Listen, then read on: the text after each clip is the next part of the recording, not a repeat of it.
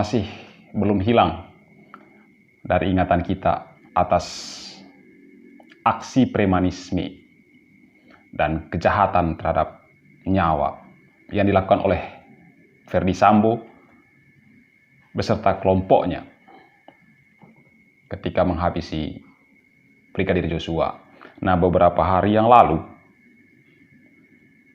aksi yang serupa dan juga tidak kalah gilanya terulang kembali.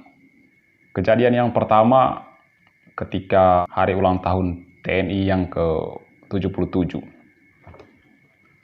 Nah, ketika itu Polda Papua Barat hendak mengucapkan, ikut merayakan meriahnya hari ulang tahun TNI dengan memberikan ucapan selamat berupa kue ulang tahun kepada Pangdam 18 Kasuari, Papua Barat. Kue ulang tahun ini dikirimkan ke Pangdam Jaya melalui anggota dari Polda Papua Barat. Nah, entah kenapa anggota polisi yang ditugaskan untuk mengirim kue ulang tahun ini, mereka justru menjadikan kue ini sebagai bahan candaan. Mereka menjilat kue itu. Bayangkan menjilat. Kalau teman-teman menyebut kata menjilat itu, yang tergambar atau yang terbayang di pikiran itu mungkin hewan, anjing misalnya. Jadi kata menjilat itu selalu terasosiasi dengan binatang. Tapi masalahnya yang menjilat ini bukan binatang, bukan anjing, tapi manusia. Lebih dari itu, anggota Polri yang diberikan tugas yang besar oleh negara, yaitu sebagai aparat penegak hukum. Tentu saja berhubungan dengan tugasnya sebagai aparat penegak hukum, mereka dituntut untuk disiplin, punya sikap sopan santun. Namun apa yang ditunjukkan oleh dua anggota Polri ini adalah sesuatu yang sangat menjijikkan. Kue itu kan sebenarnya dikirim ke Pangdam Jaya itu selain sebagai ucapan selamat ulang tahun, juga merupakan simbol keakraban antara institusi Polri dan TNI, simbol persahabatan, sinergisitas dan soliditas antara dua institusi ini. Tetapi justru upaya mempererat hubungan dua institusi ini dirusak oleh tindakan yang sangat tidak masuk akal yang dilakukan justru oleh anggota Polri sendiri. Pihak Polda Papua sendiri mengklarifikasi bahwa kedua anggotanya itu tidak punya maksud lain. Mereka hanya bercanda. Mereka melakukan itu hanya bercanda. Bayangkan mereka bercanda dengan hal semacam anak kecil aja. Mereka tahu bahwa hal-hal semacam itu tidak bisa dijadikan sebagai bahan candaan.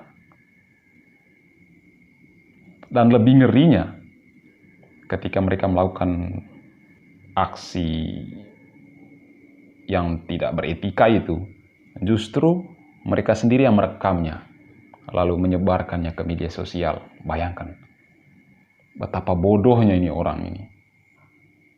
Apakah mereka tidak tahu bahwa itu adalah tindakan yang sangat tidak beretika, sangat tidak bermoral?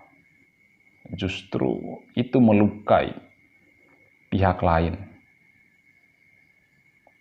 Kepada siapa kue itu diberikan. Kalau misalnya kue itu sampai ke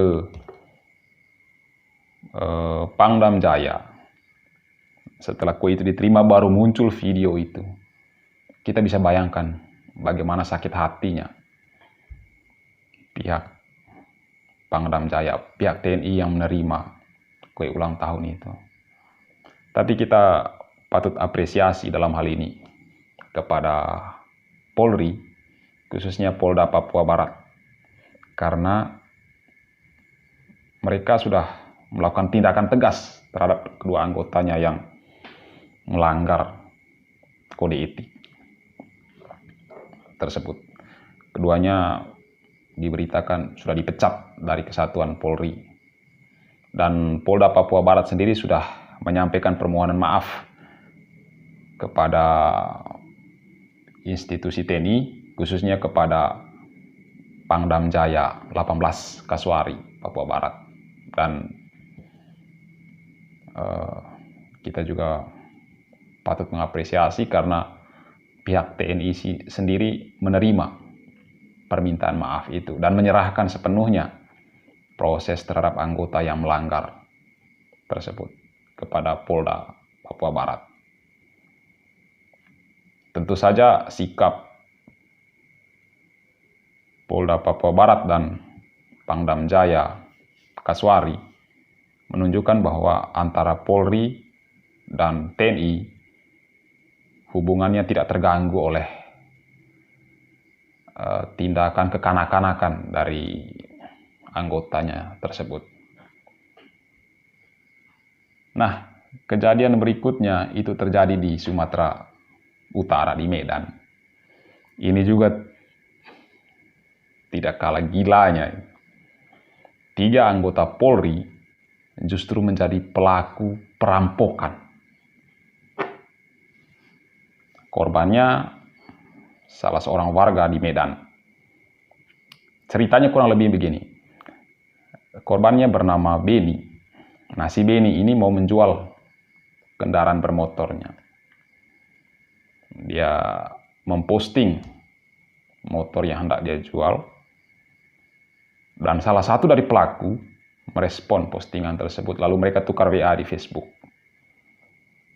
Dan singkat cerita, akhirnya mereka bertemu. Pertemuan ini bukannya transaksi jual beli antara si pemilik motor dan mereka yang mau membeli. Justru para pelaku ini berniat untuk merampok korban, si pemilik motor ini. Untungnya kejadian itu tidak berhasil mereka bawa kabur kendaraan si korban. Dan berita itu sampai ke pihak Polres Sumatera Utara. Setelah diselidiki, ternyata para pelaku perampokan tersebut 3 orang adalah anggota polisi. Tempat mencari perlindungan dari segala macam kejahatan yang terjadi di masyarakat adalah kepolisian. Tapi di kepolisian sendiri justru menjadi sarang penyamun.